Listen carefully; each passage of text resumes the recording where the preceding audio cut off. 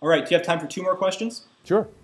Okay, the first one is about the CNN YouTube debates, which are coming up on Monday, July 23rd. I'm very excited about that. I hope that you are as well. And is there anything that you're doing to prepare for these debates that's different than you would prepare for other debates? Because you don't really know what kind of questions are going to be out there. They're coming from just regular people who are submitting questions. So how do you think about these debates going into them? I think this is a great idea. So first of all, what happens when members of the media ask all the questions? They ask the same questions over and over and over. I think there's a great possibility and a great likelihood that we're going to get more diverse questions. We're going to get some of the questions that you just asked about. I think we're very likely to get practical questions that affect people's lives and more interesting questions about us as human beings, as potential presidents and leaders. So I think it's a great opportunity. One thing I want to make clear is what we want to do, what I want to do, is expand the opportunity for people to ask questions. So for 30 minutes after the debate, the televised debate, we're actually going to do an online forum where I answer people's questions. If people will go to johnedwards.com and submit their questions, I will be answering questions in that next 30 minutes. In fact, if they're not even near their computer for some reason, they can text the word debate to 30644 and submit their questions that way. So we've set up a mechanism to expand the amount of time that's available to both get people's questions, and I encourage everyone to submit their questions. I'd love to hear those questions and answer as many of them as I can.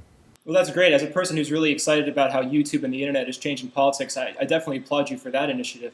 And the last question is, I wouldn't be much of a YouTube journalist if I didn't ask you about this interesting YouTube video that I saw the other day. It was posted, I think, on the 13th of the month. It showed you after I believe it was the NAACP forum, talking with Senator Clinton on the stage afterwards, and you were saying something about limiting the number, and it wasn't clear, was it debates or candidates? Dennis Kucinich, the congressman from Ohio, kind of a third tier candidate in this race, seemed to think that you were saying that candidates like him shouldn't be in the debates. Is he right about that?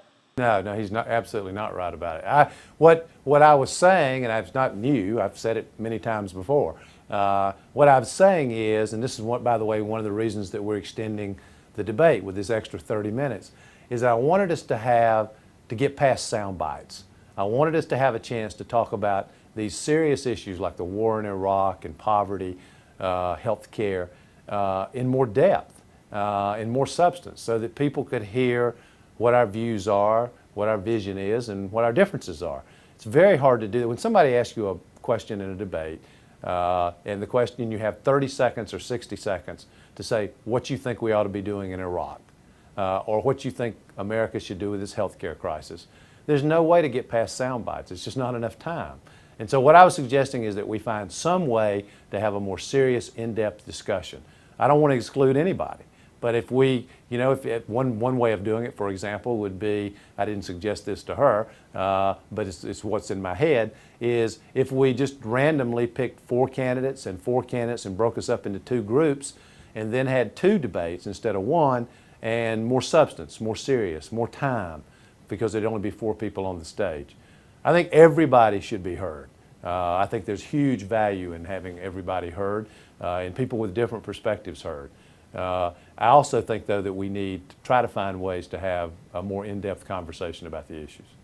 Well, I share your concern about soundbite politics, especially as people have less and less time to look into things, and things seem to get even more truncated every day in the media. So I certainly appreciate that as well. And I also really appreciate you talking with me today. Senator John Edwards from Chicago, thank you very much. Thanks, James.